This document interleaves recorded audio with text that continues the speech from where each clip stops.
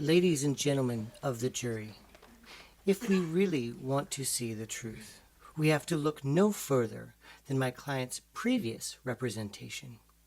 I don't need to convince you of anything today. I personally don't believe in regretting the past. The past is like a dead monkey, but this monkey speaks. Speak, monkey. Yeah. Mouse, thank you very, very much. Thank you. Can I, before we start, hey, all the kids, you want to come up here and listen? Come on up here. Come up behind me.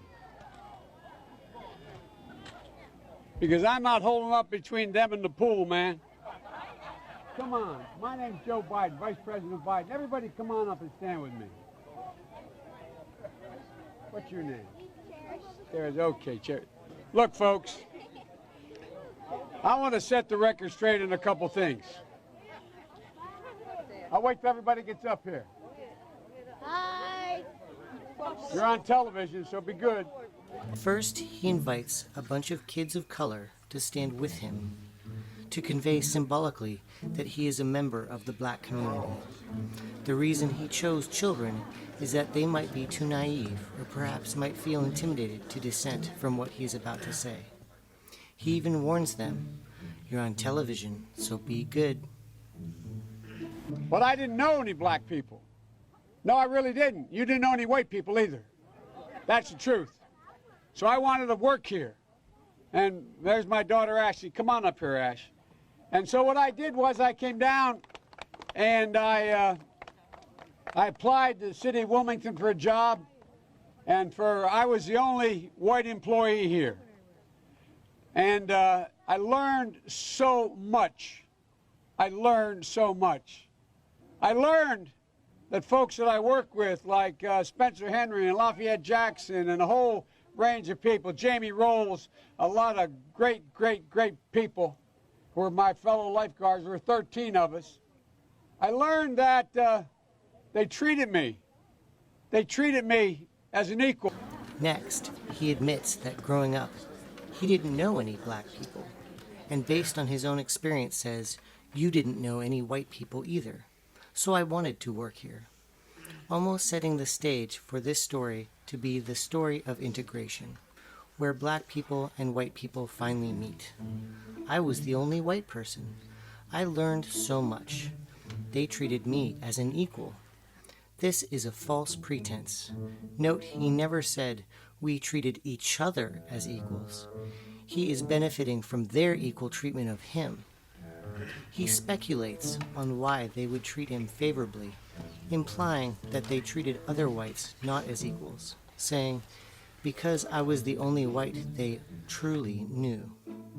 I believe that this is a window into his own philosophy of the world.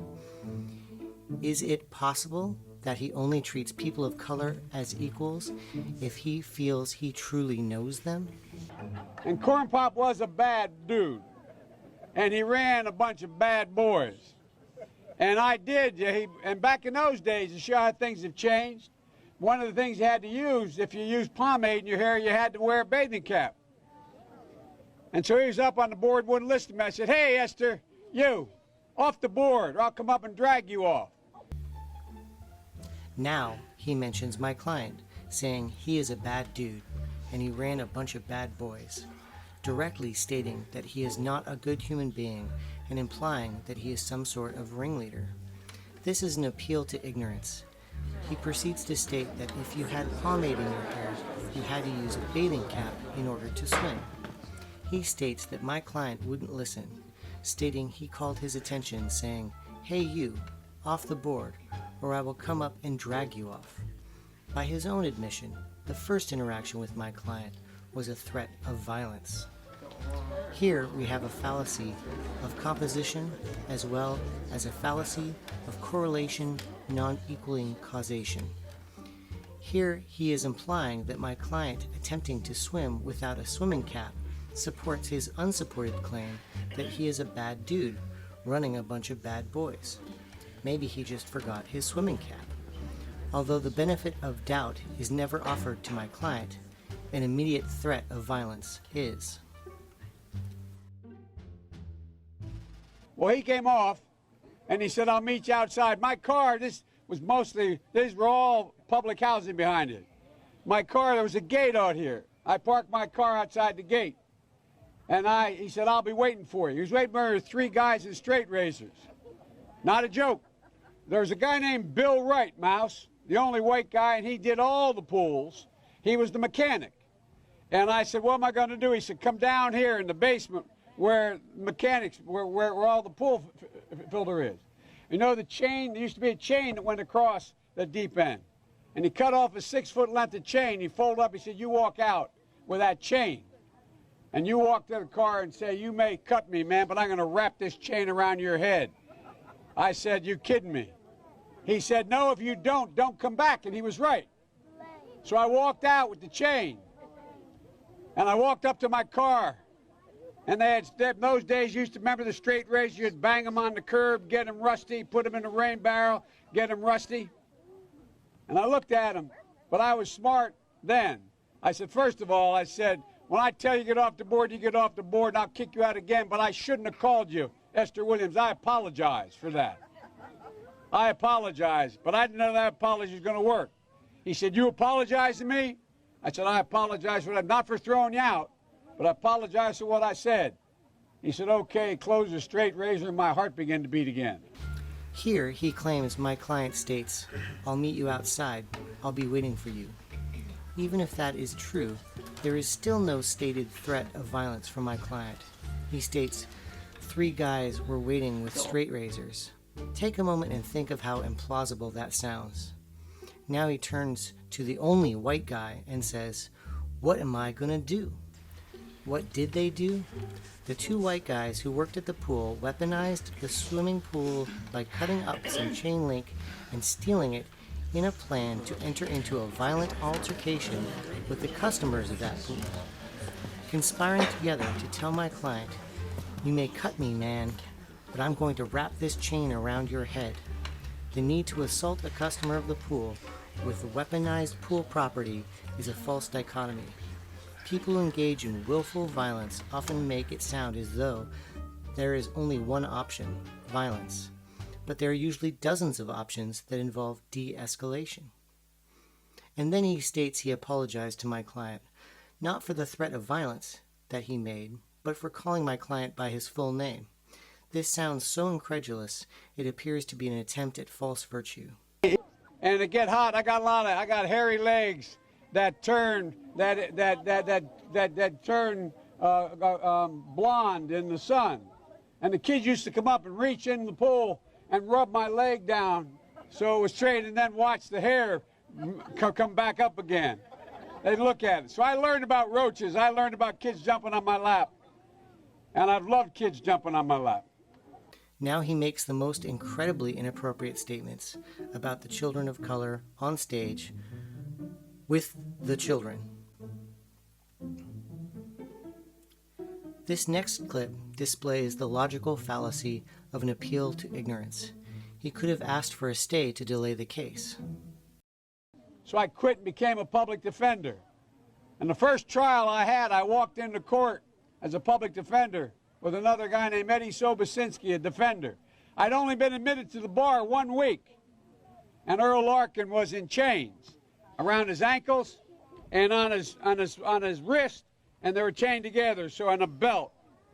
And he said, who's going to try the Larkin case? I just got started. And he was aptly named. His name was Judge Stiftel. And he said, Sobosinski said, well, that's my colleague. He just joined the public defender's office. He said, will you, in fact, defend him? So he turned to Larkin and said, he'll defend you. I said, whoa, Your Honor. I know nothing about the case. He said, I'll give you till tomorrow, but you draw the jury today. And he looked at Larkin, he said, you mind if he represents you? And I never forget what he said. I learned a lot. He said, and I mean it sincerely. He looked at me and he said, one hunky's just as bad as any other. I'll take whoever you send me. Notice the looks on the children's faces who are ready to swim. Delaware PRC states, as an advocate, a lawyer zealously asserts the client's position. A lawyer should keep in confidence information relating to representation of a client, except so far as disclosure is required or permitted by rules of professional conduct or other law. And here's what I want to tell you about Earl. Here's what I want to tell you about the neighborhood and the heart. I defended him. He got beat up right on the other side of the field here. He walked along the tracks. He was a sailor in a sailor's uniform, the guy who he beat up and robbed. And so I thought he was innocent. I kept the jury out 5 hours, but they convicted him. And I felt so bad. So I go down to the old prison all the time. They had little wooden tables and two little chairs in a big dome you'd sit under where you'd be interviewed. And I was sitting there, Councilwoman, and the third time saying, I'm appealing this case. And finally he took the table, he flipped it up, and he said, jumped up, and the guards came and grabbed him. He said, don't you understand, Joe? I did it. I did it. But here's the point. He cared about me. This is a man who saw me bleeding because I saw this guy going to jail and I thought he was innocent. There's character, even in great problems. There's so much character in this neighborhood. How did his stellar, unbiased professional defense of my client work out? He was convicted. He claims my client expressed affection for him with one last violent act. And he tries to extend that character to the people of this neighborhood. After seeing all of this, I ask you, ladies and gentlemen of the jury, who do you stand with? A competent attorney would have asked for a stay. A competent attorney would not put his own defects as an advocate for his client on a parade of false virtue. But we are not dealing with a competent attorney. I stand with Corn Pop.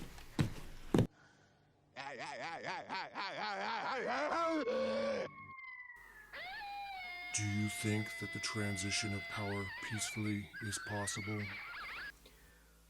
All I remember is I was entering my phone number to get an SMS code and the autocomplete said, alien sexual experiments. I mean true power, not the illusion of democracy or the shell game of finance. Is the peaceful transition of true power possible? Any road followed to its end leads nowhere. From the top of a mountain you can't see the mountain. And if so, are terrestrial lines of reasoning intergalactic? The yellow dragon. This may seem like a curious line of questioning to you, but what you may not understand is that we already have what we need. It is now both of our jobs to make sure that this is not possible. You seem educated. Have you read Dostoevsky? The absence of fear has no need, but the evil dick still needs to feed.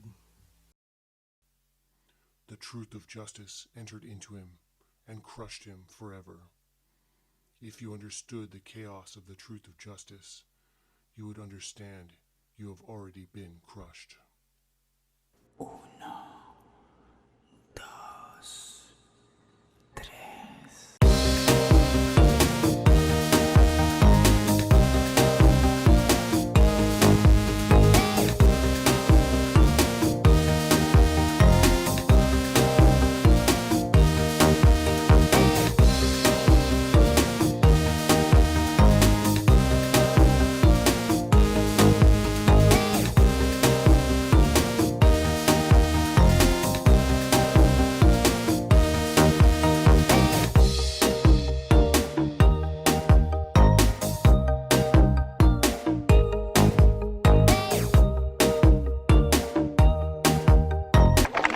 And then let me end by saying, I was a pretty darn good lifeguard.